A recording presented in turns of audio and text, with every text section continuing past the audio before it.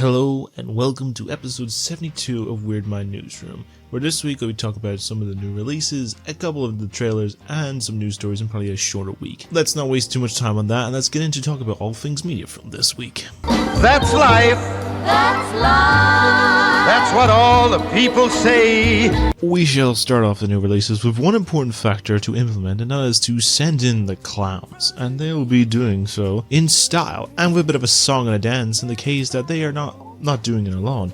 As coming in 5 years after the award-winning original, we return to the mad world of Gotham, to the mind of the famous clown with the sequel The Joker with fully ado. The film takes place 2 years after the events of the original film, where Arthur's trial for the murder of Frank Murray on his late-night talk show, and how he has become a hollow shell of a man while imprisoned in Arkham, but soon finds himself again when he meets and forms a romantic connection with a fellow inmate of Harleen Lee Quinzel, and soon leads to them putting on a show that only a pair of messed up people can possibly do so. Now, reception to this sequel, however, is a far cry of its original, as it's been hit with a lot more underwhelming and negative appeal that, while the visual style, the concept and performances and a few other elements are a highlight, the messy two stories, the characterizations and elements of the musical approach to the film have been hit with a fair bit of backlash. Now myself, I haven't seen it yet. I probably will see it maybe tomorrow or something like that, and I kind of looked at the perspective like there's a different meaning to the whole thing. But if this madhouse or the core house is your ordeal, then you can check this out now, as it's available now to check out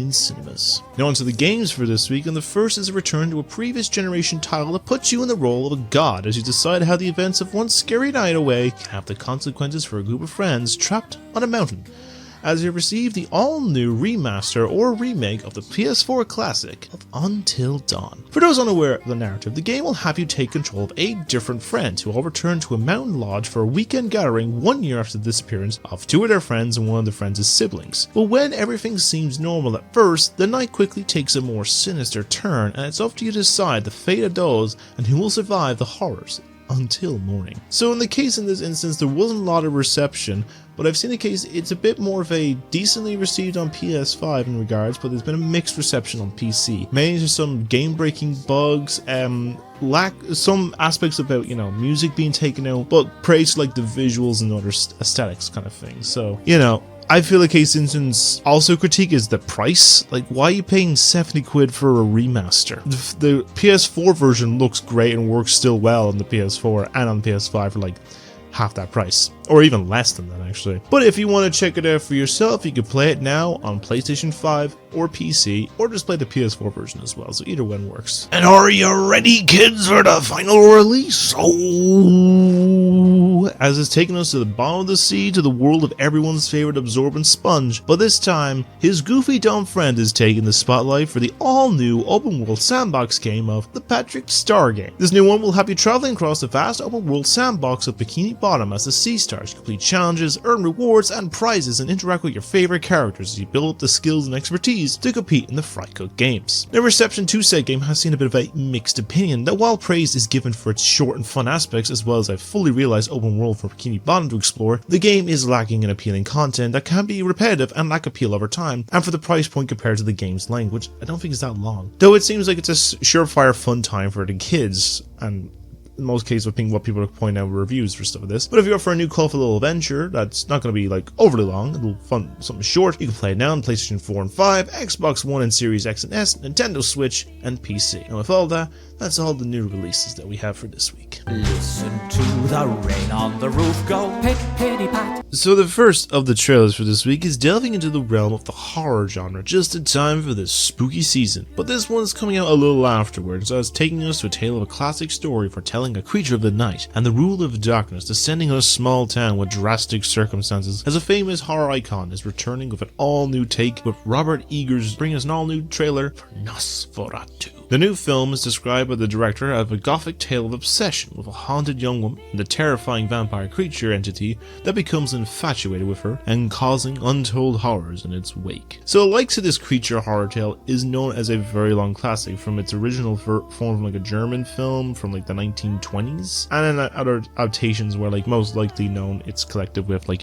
Bram Stoker's Dracula kind of establishment here. I do think with the likes of Robert Eggers, who made like the fantastic The Witch, the thrilling thriller of The Lighthouse and the epic action film of The Northman, I think this is in really safe hands, and I think Northman is really overlooked in the capacity. And I feel it's long overdue. Retelling is deserving with the level of fear and terror it's been shown here, and there's a lot of great moments in this trailer. I'm looking forward to them. It's not that far out. It's be releasing in the cinemas on Christmas Day in the US, and in the UK and Ireland here on January 3rd of next year. The next trailer to come out this week is delving into another tale of the life of a famous face in the form of another biographical film. And while the voice may be familiar, the face may not be as much, as we have received a trailer for the upcoming biofilm on famous musician Robbie Williams with Better Man. So the film will tell the story of the life of Robbie Williams and his life and career through his initial part of Take That, his dealings with hardships of life and addiction, and turning it around to become one of the most beloved musicians in the music industry and the world. Now, you are probably wondering, what may be so different about it? And it sounds like any other biofilm. Well, if you've been looking at the footage here on the screen, you could see that similar to the upcoming Pharrell biopic film, this one has a noticeable gimmick, as while everyone else is human, Robbie will be portrayed by a CGI monkey that looks like it was straight out of the Planet of the Apes films. I think it helps make it stand out that little bit more, and from early reception I've heard of recent festivals, it seems to have worked well. I feel it may be worth checking out when the film releases in the cinemas on Boxing Day or December 26th. And the final trailer for this week is with a trip to a far-off location full of rich rainforest, beautiful scenery, and in the instance of a lot of travel snacks and especially some marmalade sandwiches, as everyone's favourite little British-loving bear is back again real soon, and we've received a new trailer for the upcoming film of Paddington in Peru. Now, this next new adventure will see Paddington and the Brown family take a trip across the globe to the forest of deepest, darkest Peru to visit Aunt Lucy at the home for retired bears. But when they arrive, they learn that she has gone off on a quest to find the secret of a lost treasure deep in the jungles, and would lead this silly little bear and his adoptive family to head out to solve the mystery and find Aunt Lucy in the process. So I'll say, watching this trailer, it gave me that sense, like, a warm, fuzzy feeling, the kind of that nice kind of warm feeling you get in the pit of your stomach. And near the end of it said piece of footage, in all sense, I have a good feeling this one will be on the level of like the first two movies, and I hope that is because they're already classics, it is. And with a fourth movie already confirmed as of last week, I, for one, cannot wait for this new adventure with this precious little bear, and thankfully, it's not too long left from where I am, because it comes out in the UK on November 8th, while it releases in the US on January 17th next year. And with all of that, that's all the trailers that we have for this week. A princess? Shut up! So we have a selection of some small stories that we divided up into different sections that each have their own form of connection in some regards. And this first one is talking about the leading women of entertainment and cinema, as we have two different news story announcements, one of them just being announced as of recording about a couple hours ago. So we'll be delving into the insides of this project as we speak. So, the first story is a mix of possible confirmation, but also the case of a rumor at the moment, with some conflicting reports in different media outlets. And we're talking about the new project from female director who had the massive box office hit of Barbie last year, which I did a review for, which is coming out some point in the next few days, is with Greta Gerwig. So I've mentioned in the past, probably about maybe a year or so at this point, is that discuss Greta's next project is looking to adapt a new adaptation of the popular book series of the Chronicles of Narnia. And since that announcement, not much has been discussed on the matter or how the project would be told. If it's going to be like in timeline order or release order like Disney did. But earlier this week, we have heard of the possible first name of the project. Now, according to different sources, the first rumored casting is with Irish actress of Saoirse Ronan, who is a long-time collaborator with Gerwig, having worked with her in the films like Little Women and Lady Bird with the director, and made sense for her to return as she was unavailable for an appearance in last year's Barbie movie. I think she was supposed to appear as like one of the Barbies. Now, it's unclear if it's been confirmed to be accurate of a casting confirmation, but if it is, then they have not mentioned who she's playing. It may just be a small supporting role, but some rumor in most cases I feel like could be the evil Ice Queen who will sell you up for some Turkish delights. I don't know. But I guess we'll have to see how this is confirmed by the director itself and see the case of how far along the project is and who else may be involved in said project down the line, but I'll update when any word comes along. And as for the second story of this section, of the wider appeal of many, we're delving into the return of another series that's been some rumored discussion for the last few years, and as a return to royalty with a coming-of-age based tale. Now, we have seen many forms of these in the past, like Inside Out, Edge of 17, Boyhood, 8th Grade, and many more to name but a few. But one that has seen a successful long-form established cult status in the world of the coming-of-age stories is with the 2001 Disney classic of The Princess Diaries, that gave the world the acting debut of one Anne Hathaway, learned that she is the next in line to the throne of the country of Genovia, after her strange grandmother has reigned for years. Now, the film was a commercial success, and spawned a sequel 3 years later that also did decently well on commercially wise, and everyone wondered if there was ever going to be a return to the kingdom to see how things had turned out. It looks like it's just going to be that real soon, as it was announced on Friday by Anne Hathaway herself, a third film in The Princess Diaries has been confirmed, with her returning and a director in the form of Adele Lim, who was a writer for the movies of Crazy Rich Asians and Raya and the Last Dragon, and the director of last year's movie of Joyride. So I feel maybe in safe hands in terms of production. Now it's unclear if the likes of Julie Andrews will return for the project, as well as an older Chris Pine from the sequel, but I guess as more development happens on said project, the more updates I can provide soon. But what do you think of all this? Do you see Saoirse Ronan appear in the new Narnia film, and as of who will she be playing? And are you excited for another Princess Diaries movie?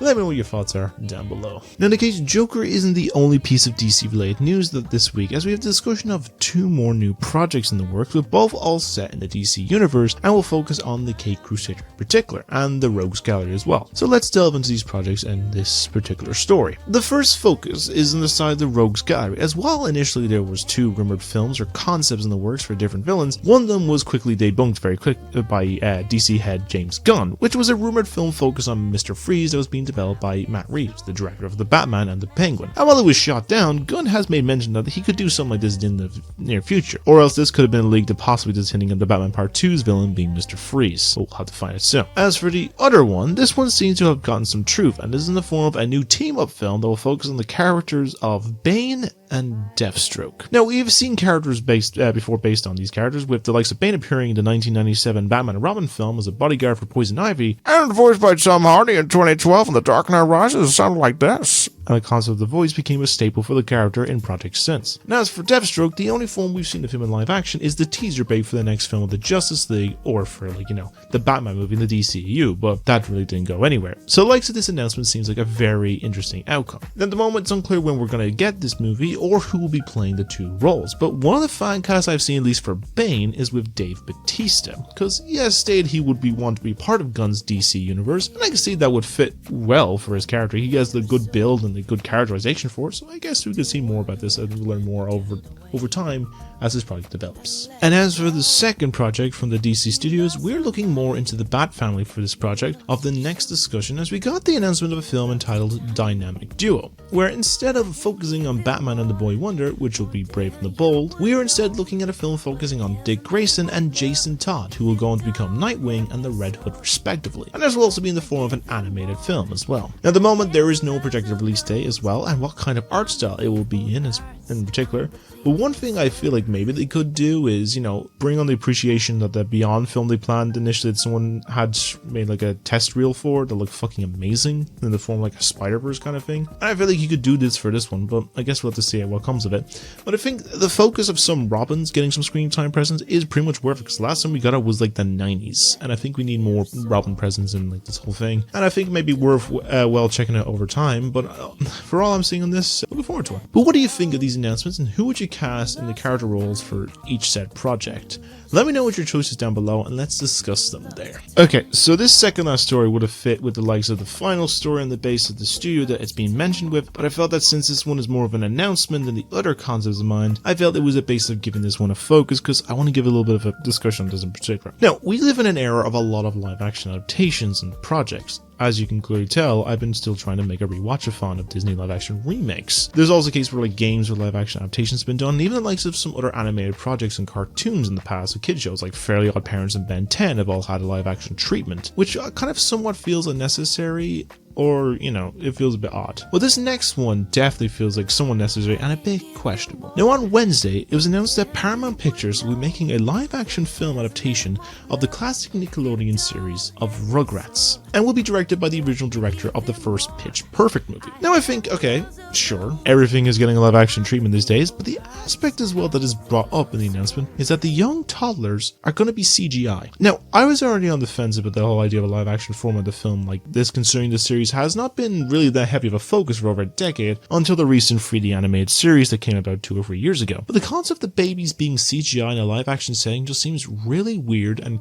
kind of unsettling of how I feel like how it's going to turn out. Now, I understand the likes of that is probably more to make them distinct and all, but they could just done the simple aspect of just having a moving mouth on a baby actor like you see with all these other movies with, like, you know, super geniuses or whatever the hell those movies were called, and call it a day. But I can only see these creations looking a little unsettling. Now, it's unclear for the moment of what the plot will be, what characters in particular will be in it, and who will play them, and the aspect of when this is planned to come out. But I guess we'll see how this will all come together and what the CG babies will look like. But for now, I'll just kind of stick with the classic, you know, animated trilogy of films for the time being, you know. But what are your opinions about this? Do you think this concept of a film is a good idea, or should it be left as in form of a cartoon series? Let me know what your opinions are down below. Now, the last of those news stories is relating back to the studio that was mentioned in the previous news section, and as we're talking about the company of Paramount Pictures, as on Friday they unveiled a wave of some new changes around the release dates for a couple of their new films, including 1 or 2 additions, and some changes around and all. So let's delve into the topics of what has been changed. So first off, of the announcements of dates was the official release date for the upcoming remake of the Running Man film that will be helmed by Edgar Wright and starring Glenn Powell in the title role. Now, there's actually 2 pieces of news with this announcement, with the first being a new addition to the cast in the form of actress Kathy O'Brien, who you may know from her film of Love Lies Bleeding or the first season of Mandalorian, as well as teaming again with her co-star Powell from the movie of Twisters. Now, the second piece of news is the official announcement of release date for said film, as the project is now releasing into cinemas next year on November 21st, and most of its competition will be going up against the second half of the Wicked film. Now, the case so far is this cast does sound decent. The director is a personal favorite of mine, and I'm looking forward to checking out when it does, and it may be good or improvement over the original adaptation of the 90s, but I guess we'll have to see how this all turns out. Now, the next project in focus will be the only confirmed one for this year, and is an award contender in particular, though the concept of the plot may be a bit of a divisive focus in the film currently, as the film is known as September 5th, which will be given a release date of December 13th this year after a limited release 2 weeks earlier on November 29th. And the basis of the plot is the focus of the true story of the 1972 Munich Olympics massacre, that saw a gang of Palestinian militant organization groups holding the Israeli Olympic team members hostage, and given the current conflict going on right now, it may be a little topical of a focus. Though I have been seeing the reception has been highly praised from some of these film festivals, so it'll be worth to see how much of discussion this film may have. As for the next of the films with a new release date, and the only one that has seen a date being moved up, is the upcoming film known as Vicious, that stars Dakota Fanning and some big name film stars that will be telling the story of a woman traveling down a rabbit hole of existence from a strange gift in the night by an unknown visitor. Now, as for the release date of said project, this has been moved up by 6 months, from August 8th of next year to February 28th, 2025, due to the film being apparently done and ready to go. So let's hope to see if this project will see a success or be affected by any missing marketing or outcome, as some films can do. As for the second last change, there was a plan to film initially by Paramount for earlier that month in February, but is now shifted back to the summer, and this comes in the form of the new animated film based on the Smurfs that will see delay from Valentine's Day of next year to July 18th. So far, the visuals do not look too bad, but given the track record of Smurf movies as of recent, it will have to be seen if this will bring a sense of appeal or be lost in the mix of big films coming out in the summer, especially with the hodgepodge cast for the film in particular. And the last of the release date changes is with the upcoming reboot take on the classic comedy series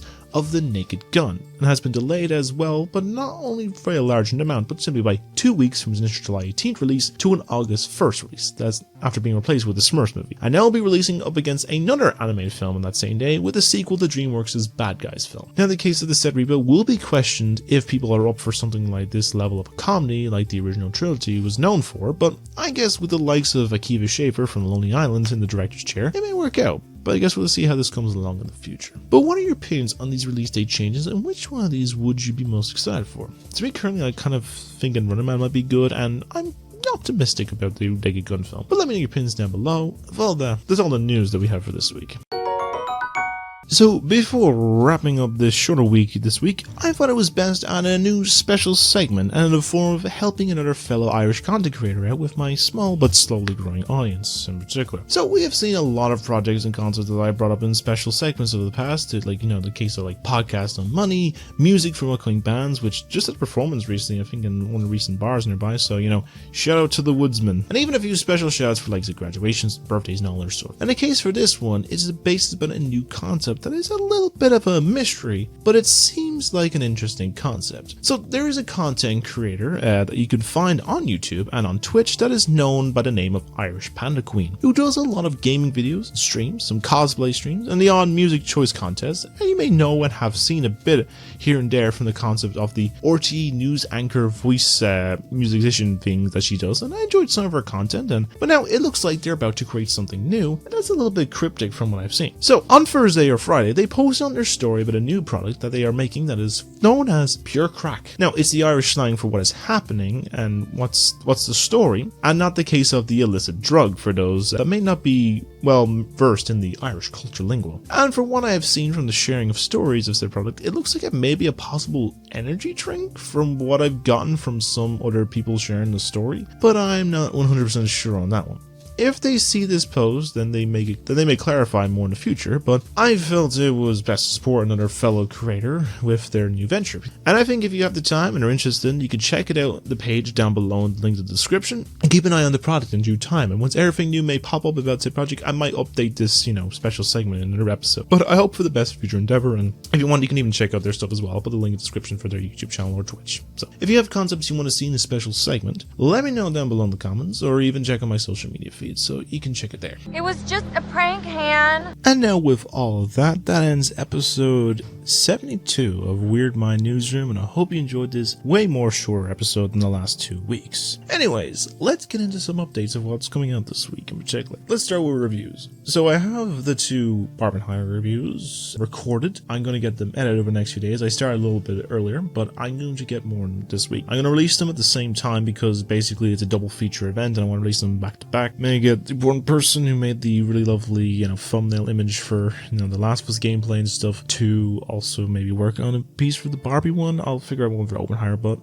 I'll definitely have them up this week, hopefully. And then more reviews will come along down the line, maybe a few ones from, recent ones and a few backpass ones. I got a few from these. I think the latest one is, late 2022, at least one still throw in, but that's mostly the case in that one. Anyways, other ones then. The gameplays. Last of Us is going to continue. I have 2 parts still ready to, churn out. I might have one later tonight, or at least by Monday or something, or by tomorrow, I don't know, which I'll probably upload in some due time, as well as the case I'm going to start Mario Wonder and Cyberpunk this week as well. It's just kind of case I've been busy this week in particular. I got a bit done earlier this week, and I feel I was at a weird mindset at the moment, and I had some stuff on the rest of the week, so kind of case that I apologize if I keep saying I'm going to play those games, but I will do it at some point. And you can let me know down below in the description of other games that you want to play. There's the links to the voting ones. Just don't mind the ones that are already I'm doing next. And in the long form ones, Rewatch-a-thon I did a little bit more on. I'm going to just hopefully get this done by the end of the month. Horror Most Boring I'm going to start looking into maybe at some point this week as well, and seeing what are the worst films of horror-wise this year that's already come out. And the case about, the AI video one, I'm still writing that one as it is, but I promise to have at least all 3 of them out by the end of this year, and then the long form ones I'll do over time. But I think that's where I'm going to leave the episode for now. So, if you enjoyed my content and want to see more from me, then if it says there, subscribe to my channel, as I'm looking to reach a goal of 100 subs by the end of this year. And if the hat doesn't teach you, and you're not annoyed by my my voice and my face, then you could simply like and subscribe, as I upload new videos every single week from the likes of this series, gameplays, reviews, all other stuff, and I hope you enjoy watching them over time. But yeah, let me know your thoughts on everything that was discussed this week, as well. Did you enjoy anything that came out this week? Did you like the films or new releases? Your thoughts on the trailers and your opinions on the news stories, as well as even checking out that special segment I talked about as well, because it sounds like an interesting concept. But yeah, I'm gonna leave it there for now, because if I continue rambling on anymore, I'm gonna get a bit dreary. So thank you all for watching. As always, you all stay being wonderful people. Have a great day every day, and of course to keep being you, and because no one else could do what you do. Let the weird be weird and let the fun be fun. I'm gonna leave it there for now, and I shall see you all in the next episode. So take care and to keep being you, and I'm signing off now. So goodbye.